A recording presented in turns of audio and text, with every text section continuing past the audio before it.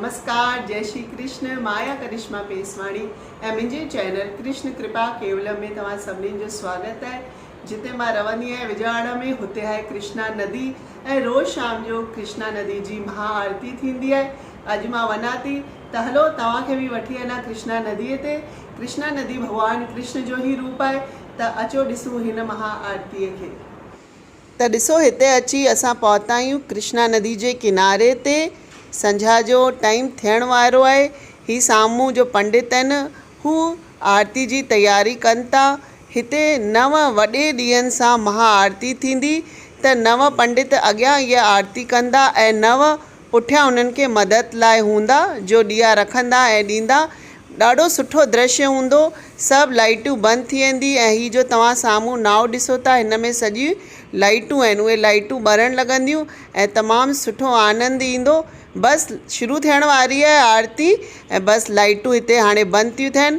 पुठियां तेलुगुअ में स्टोरी हलंदी रहंदी आहे कि भॻवानु कृष्ण नदीअ कीअं थिया, कीअं नदी जे रूप में आया ऐं छो इहा आरती थींदी आहे, हिन जो छा प्रभाव आहे ऐं छो हेतिरे ॾींहंनि सां थींदी आहे। हिकु हिकु ॾींहं जो महत्व ॿुधाईंदा आहिनि, हुन जे दर्शन जो छा फ़ाइदो आहे, उहो पुठियां तेलुगुअ में हलंदो ई रहंदो आहे। त ॾिसो, मथे आकाश में कारा कारा बादल आहिनि, बसि लॻे थो मींहुं पवण वारो ई आहे।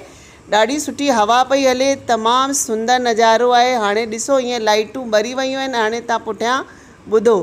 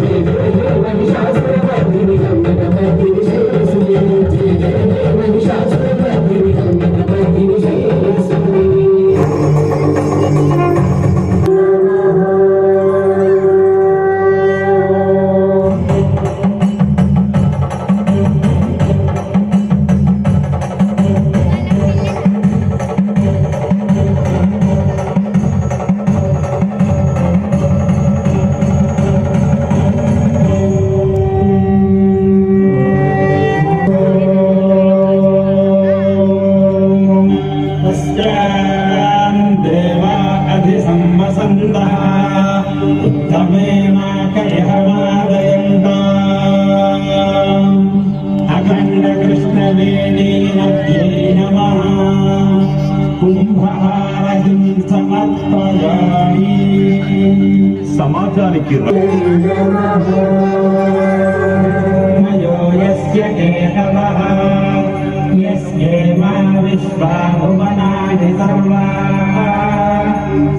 त तव्हां ॾिसो पिया कीअं आसमान धुओं धुओं थी वियो आहे, छो त 9 प्रकार जे ॾींहंनि सां आरती थी आहे, उहो बि काफ़ूर सां। त सॼो वातावरण में हेतिरी सुंदर ख़ुशबू फैलिजी वई आहे ऐं हेतिरो दिव्य मतिलबु अनुभव थींदो आहे। 1 मिंट लाइ तव्हांखे लॻंदो आहे कि तव्हां किथे ॿिए लोक में आहियो। इहो त ॾिसण वारो ई महसूसु करे सघे थो कि हुन महिल छा आनंदु ईंदो आहे। विजयवाड़ा सां मां करिश्मा पेसवाणी तव्हांखे दर्शन करायो कृष्णा नदी जो आरती जो संझा महिल रोज़ थींदी आहे। ऐं बसि टाइम मटिजी वेंदो आहे। सियारे में टाइम अलॻि हूंदो आहे ऐं गर्मियुनि में अलॻि।